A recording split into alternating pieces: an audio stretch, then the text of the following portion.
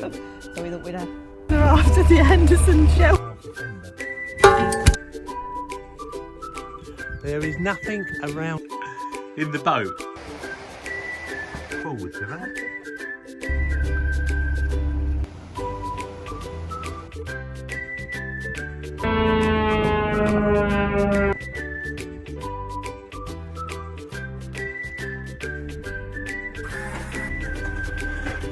Good morning, everybody. Morning, everyone. And welcome to our vlog. You join us on a... Well, it's bright and sunny, isn't it, today? Bright and sunny today. Yeah, it's a bright and sunny day today. Very cold still. It's still only 0 degrees all this morning. I've got my woolly vest on. But yesterday it was dull and cold when we recorded our cruise up to here. Yeah, wasn't it? when we recorded the cruise. Yeah. So in the cruise in the cruise part of the video, you'll see that it's a little bit dull and overcast and a bit cold. But other than that, it wasn't a bad day. Freezing cold. It was a bit cold. Anyway, Yeah. My name's Pat, I'm Eileen, and we are. and Narrowboat Quest For anybody that, is new to this channel. yeah, Just thought I'd finish your sentence there for you. let's cut that bit out. Why not subscribe? And if you like the video, give us a big thumbs up. Yeah, and don't forget to comment down below. We love reading your comments, don't we? Yeah, and share to everybody, anybody that you know. Well, anybody that you think might be interested. Because, yeah, we've had a few problems recently. We said to you that we were going to do a new format, and we've actually started to use a new program. A new editing program. A new editing program, and my laptop's packed up. Yeah. Did one video and the laptop's packed up as well. I managed to get the video out, at least I managed to get the video uploaded, and the next day when I went to go back in and re-edit it, the laptop is completely kaput, can't turn it on. So I've had to go back to our old way of doing things. Until we get the laptop fixed, that is. Never mind, Yeah. these things happen. Yeah, move on. So we left Ellesmere and moved down to the junction of the Prees branch with the intent of showing you the Prees branch and maybe having a walk at the little nature reserve that's On at the end. Yeah. But it didn't happen. No, it didn't. We got there and the next day the temperatures plummeted and we were frozen in, and we stayed there for the next 4 days, didn't we? Yeah, until we reversed out. Yeah. So the video that you see This time round is just us reversing out from the Prees branch and back onto the Llangollen Canal by Wixle Moss. Yeah. So that's the cruising bit.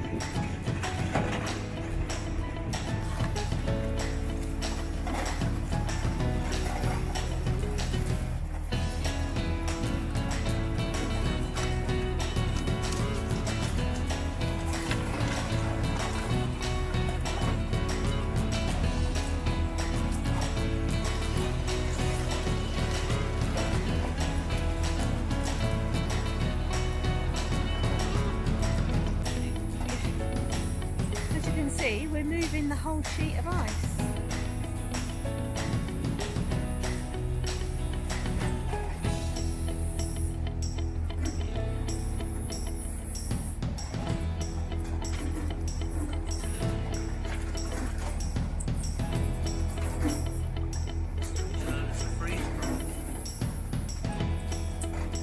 Yeah. So this was the Prees branch, nicknamed by us as the Prees branch.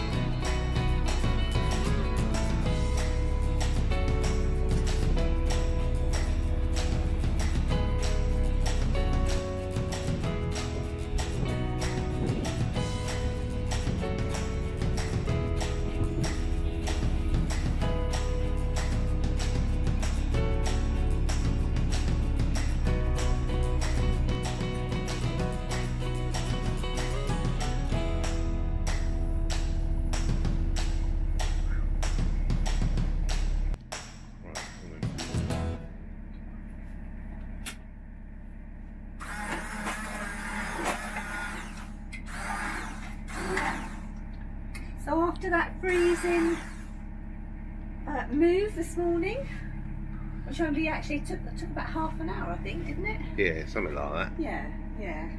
I put the soup on before we left, so we've got homemade soup and homemade sourdough bread that I made this morning. Lovely. So I think we deserve this. Yeah. We did go for a lovely walk, didn't we? Yeah. When we was at the mosses. Yeah. Explored the mosses. And there's some interesting history in the mosses, which we'll explain a little bit later on in the video. Also, look forward to a little bit of an aerial display. Yeah. That was quite strange. Yeah, we were entertained by a lone plane. We wondered why the drone wouldn't work, didn't we? Yeah. Because we were going to put some drone footage in, but it came up with a restricted area or no-fly zone, and we wasn't sure why. Well, we found out on our walk. Yeah. Low-flying aircraft. Or aircraft practicing loop-de-loops and that was death. What do they call the death plunges? Yeah, whatever they call them, I don't know. But it was really good. The plane. Well, there was a platform that you could look out. Now I don't know whether this particular place is where. I think it's just there for wildlife and for looking out, isn't it?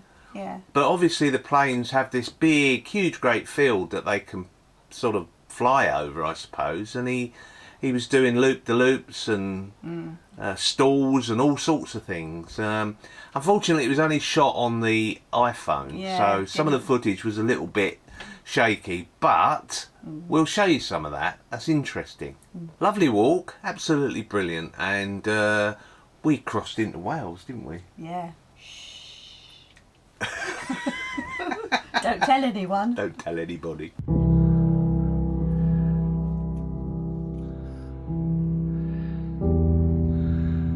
Where are we, honey? Wixall Moss. Where? Wixall Moss. Wixall Moss. Yeah, we came down the other day. Well, about 5 days ago now, to go up the Prees branch, but it's been frozen. We were frozen in on the Prees branch for 5 days. So we've come back out onto the Llangollen itself and moored up near Wixall Moss, and we're just out for a walk. Yeah.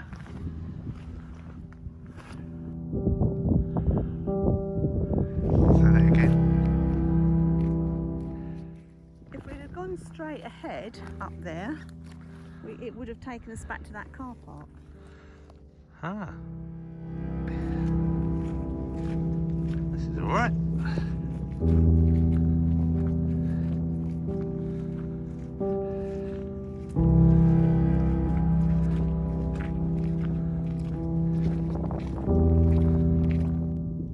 Stop! You're in England and I'm in Wales. I'm in England? You're in England, yeah. And you're standing in Wales? Yeah. Is this the border then? Yeah. Ah. It's Wales, isn't it? Wales. We're now in. Only briefly. We're now in. Wales. We better get back to England. We're not allowed in here.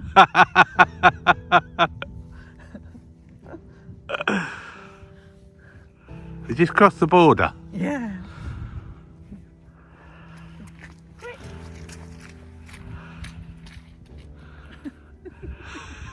Oh, you're in England? Yeah.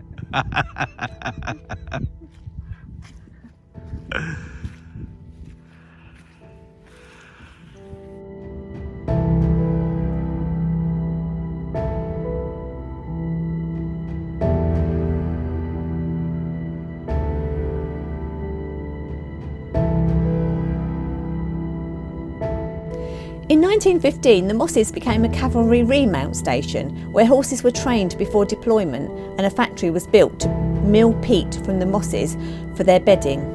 Peat was also sent to the front line trenches for use as smokeless fuel, and bogmoss was used to make absorbent sterile field dressings.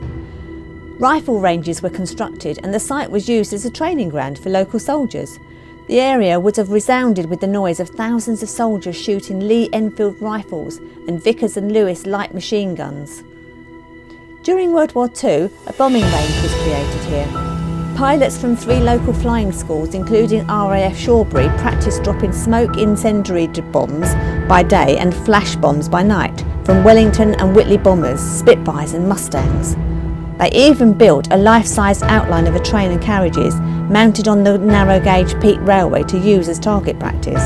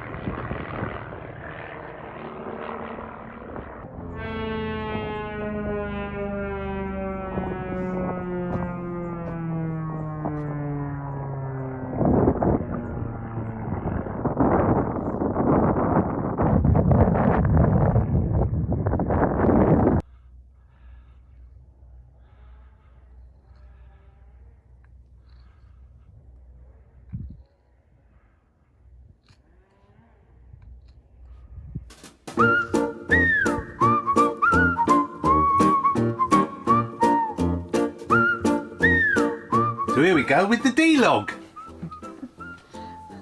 Yep, so this is our second DLog. This is our second DLog Yeah, in our new series. yeah.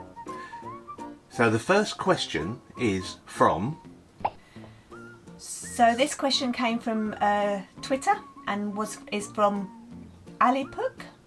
Not sure whether that's he or she, but they've asked, what is the furthest south you've been on the canal network? So the furthest south is... Where are we, honey? I haven't got a clue. So the furthest south we've been is on the Grand Union Canal. When we came off of the North Oxford onto the Grand Union Braunston? at Braunston, yes, yeah, well done, at Braunston, and then I think Napton Junction is just slightly further south than Braunston, and that's the junction between the Grand Union Canal and the South Oxford. That's it. So that's the furthest south we've been. So the second question... It comes from Darren and Julie Amplet. And they... Hello Darren. Hello, Darren Julie. and Julie. They've asked, do we find it hard work in winter cruising with the muddy towpaths, and has your water ever frozen up? No, the water has never frozen up. No. My flow is very good. Blow out the taps. Out the tap is Yeah, very good. Yeah. And yes, it is hard work with the winter cruising, with the muddy towpaths. Some of them are really bad. As you'll see in the next video, Yeah, if the you next video. stay... If you stay tuned to the next video. But yes, I mean, I've got just an ordinary pair of wellies. I've not got insulated wellies. No. And your feet do get cold. But you wear in your wellies, boots. But I wear my boots, which do take quite a lot of cleaning, don't they? And you get lots of mud on the stern deck, or we get lots of mud on the stern deck, don't we? The beauty of having the stern deck, though, is that you can take your boots off and your coat jackets off up on the back deck and leave them up there, so it doesn't come. It doesn't. And of course, get in. I never get muddy. No, not really. No, you're never off the boat, are you? So the next question is. So thanks, Darren. And thanks, Julie, for the question. And the next question is from... Right, the next question is from Lolly. Hello, Lolly. Hello. And actually, this question came from lots of other people. So this wasn't only Lolly Golden that asked it. We had the same question from James Blaze, Colin Stewart, Michael Hawes, and John Allen. Welcome all. Yeah. So they all wanted to know what occupation we did before we moved on to our narrowboat. Well, I certainly wasn't a brain surgeon, that's for sure. No. Well, I was an engineer, started off as an engineer and ended up as a building manager, working in a very well-known place in the city, and a place called Canary Wharf.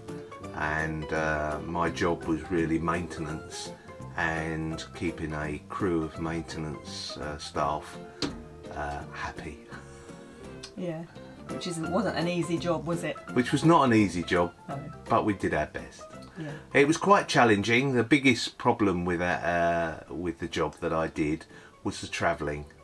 I only had 35 miles to travel, but it used to take me anywhere between, on average, an hour and a half to 3 hours each way.